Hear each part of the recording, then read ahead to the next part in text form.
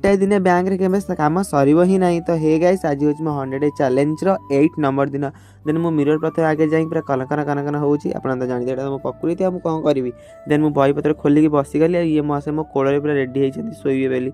तो से सोउथाउ तेन मु पळे आसली गादी पूरा रेडी रेडी हेइ साला पारे मा हे पर डाकर पकलानी आ खा रोटी भात सहित आलू चकटा फेणी पोड़ा आलू चटका ओह कौन लगुच भाई टेस्ट अलग दिन बन खाइब तापर मत कह एबे केमती जानी परिबनी। देन मु पळे आसली मो कर्म सारी सारा पर मुझे पळै आसली बैंक कारण मोर जेतु 5-10 लाख टका डिपोजिट करियार अछि। डिपोजिट करले तो पर तो पारलेनी तापरे 500 टका खाली डिपोजिट कर जेन मो बई मरी सुकुआ हे गेलानी केवल टिके पानी पके उठिया पाई केवल पळै आसती। देन मो माँ किसी खाई नथला तेन दी माँ पुआ आसी खाईदेला आम झुआटा सोई तार देह टे खराब अच्छी। देन मु पळै आसली दुकान आसी थंडा टे पीदेली थंडा जो बाटा जाऊ से पटे पड़े सारे गाँव गाई गाई जाऊँगी। मुझे ठाकुराणी दर्शन करते हनुमान दर्शन करोची। जय जगन्नाथ। मो वीडियो जब आप टिके भी भल लगी जब भल भी न लगी प्लीज गोटे सब्सक्राइब कर लाइक टा गोटे करके जी।